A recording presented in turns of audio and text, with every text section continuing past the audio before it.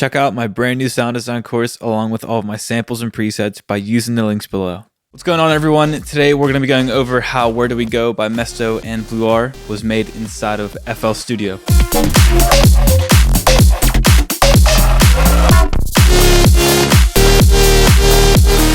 And you guys can download the entire project file with the presets and the samples down below for free. And a lot of this, there's a lot of processing in this entire song. So I'll bounce out some of the more processed samples, and then you guys can have all those directly ready to go right out of the folder if you guys choose to do that. And this isn't an exact remix because some of these samples and the effects, it would have just took a lot of time to copy it. So this is pretty much as close as I could get it. And then a lot of these effects down here, I kind of just threw in what I thought sounded right for the song and just kind of added in some of my own elements. So what's interesting here is we have the A part, and then we have this B part. And I found it fascinating because this is like a duet for dance music, because this is for sure Mesto, and I feel like this is where Vluarr stepped in. This first part, this is like a Jonas Aiden type of vibe too, and you guys will see in a second. Used his plugin Bigifier a lot here. I haven't really used it a lot, I'll be honest, but it's perfect for these like distorted wide plucky leads. It's perfect for that. So first we have this tonal perk. The most of the actual tonal part is coming from this perk. The main thing to take away from this is the processing signal flow is really important here. So first we have Bigifier, which is on the Biggie choir mode. I actually lost all my presets on the computer transfer, so I just kind of went through all of these, messed with the bigness, length. It's not too complicated, and this one made it a little wider with chorus. But this one adds a lot of that main, not slap delay, but it's really like slap reverb. Now, the fact that these are first is really important because after that, we're distorting it, we're compressing it with all this processing. So if I actually turn these back on, and then say I had these dead last, say I had these last in the chain, it still sounds good actually.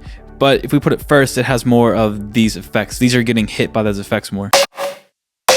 So there's no clean cut way of doing this. It's really about just testing it at different locations of the signal chain. So after that, we have Trash 2, and it's not really doing that much.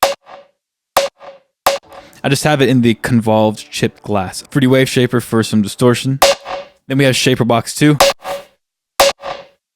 This is just making it super dirty. And within this, we have some width. We have drive. For the crush, I actually have the air preset. I just click air. It adds some nice high into it. And then we have some noise too. Then I have it on follow mode, so it's on 61%. So whenever there's volume playing, the noise starts playing too. I've been using this plugin so much recently, but if you guys are going to grab this, be sure to use the affiliate link in the description. It is much appreciated. Following that, we have some EQ, and then some DS10 with the attack and sustain boosted just a little bit, just to bring everything out a little bit more. And then finally, we have Serum Effects. And then the comb filter is just dampening that high end just a little bit. Then that last layer I forgot about is this pinch layer, I called it. It's just a 3x oscillator with the pitch settings. I have the amount on 92 and then just a little bit of decay. So it's just like a laser type of sound, and I'm just using one sine wave in the oscillator section. And then this is being routed to the lead bus, but this is mainly just for sidechain and just some overall reverb automation that goes throughout the song. So like I said before, we have some reverb automation. And then for the second half, the lead's going down a whole octave and it just makes it a little darker. Now for the second part lead, this is pretty straightforward. So this is just a preset I made for a pack called Nitric, which is not available yet. And then what's important in this one is the analog wavetable that I'm using, FM from sample. So this is on 4% and the white noise just makes it really dirty. The white noise level is on 0, but once again, we're just doing the FM from the sample. And then you guys can see down here, the random is on a bunch of things. This one's on the fine tune of oscillator 1. Random 2 is on the 1 speed, and then random 3 is on the random 2 speed. So it's just a really randomized type of sound. Then some compression, chorus, distortion. And then externally, we have Shaper Box 2, noise, crush, width, then just a bit of EQ. And then after that, I actually duplicated that same exact preset, except this one has a lot of width for that counter melody. So So I just duplicated that exact sound for the most part, and I copied it over that shaper box. But the main thing here is Ozone Pro Imager makes it ridiculously wide. So if I bypass that and then play both of these, you actually can't even hear it. And then just some reverb automation at the end of the phrases.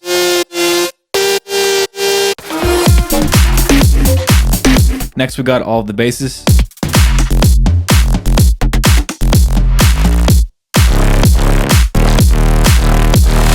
So first we have the sub bass layer. This one's really simple, it's just a square wave, and then in the effects I have just some multi-band compression. Then envelope 2 is opening up the filter just a little bit. So I use this for the A part, and then I also use it for the B part. Now bass 2 for the A part, just like a little wide saw stab, so which also goes for both parts.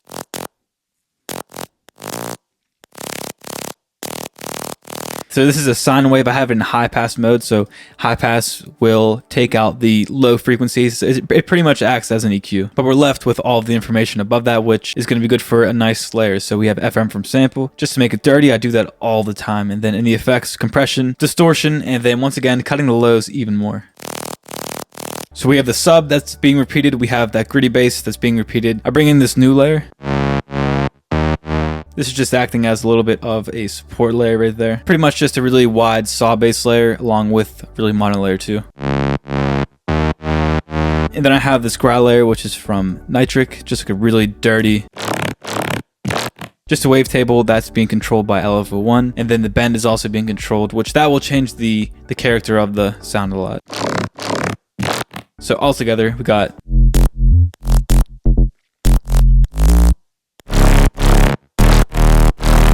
and then just some extra things I added for in terms of synth. So we have, and this is like a typical bass house type of sound with some saw waves being FM, so FM from oscillators 2. And then if we play with the octaves of the second oscillator, this will change the tone of it. So I have it up an octave, and then I went +7 with it just to give it like that fifth type of vibe. And then oscillator 3 is directly out, and then LFO1 is controlling the FM from oscillator 2. It's in envelope mode at a quarter rate frequency. I just drew in the shape I wanted, put it like that, and then put it into smooth mode. And then we have it going through a filter as well, just because of the compression and distortion brought up a lot of the high end. Then I have some vintage chorus, which will make it wide. And then I have trash tube, which we're using the rusty bit setting. So that's pretty much on like 10%. That little bit just makes it really dirty. And then after that, these are pretty much just little variations of that first one. This one's just sounding like it's dying. So it's just, I'm using a saw wave instead. So I put this one to its own bus. And this one's being hit with Bigifier just to make it really wide in the entire mix. And then I have this little lead swivel. And then what I did with that was I put on Fruity Delay and Shaper Box went like this. And then I just chopped it up a little bit. I think the original was actually an FM'd type of synth, but I figured that was kind of cool to do. So I just left it like that. And now for everything else, the drums, the kick is directly taken from the song. So that's directly taken from, they're left pretty straightforward right here. But after that, we add in the hats, some more loops and just things like that.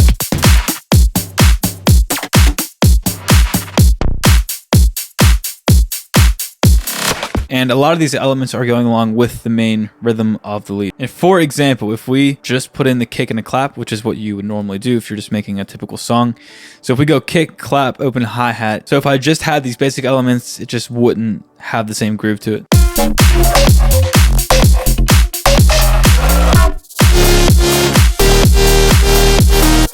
So here we have the non-tonal effects, and then below that we have the tonal effects. This one's pretty much just a lot of just noise, sweeps, crashes, things like that. Alien type of sound.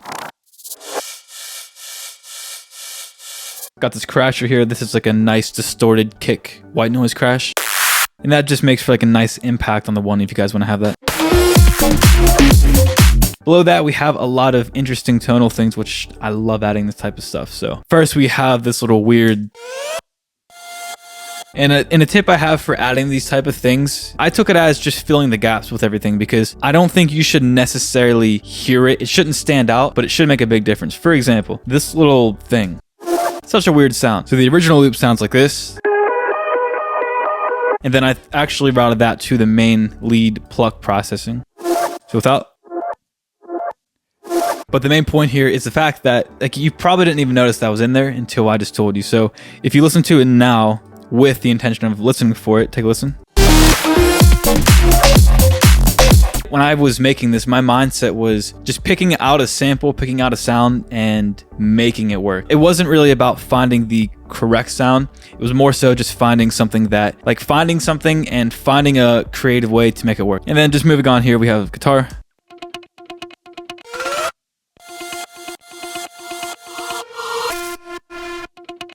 And then I got this little, like this makes no sense to have in there, but if we play it with the drums, easily hear that in the song. So with that said, I'll see you guys next time. If you guys want to see anything, let me know down below, and I'll talk to you guys later.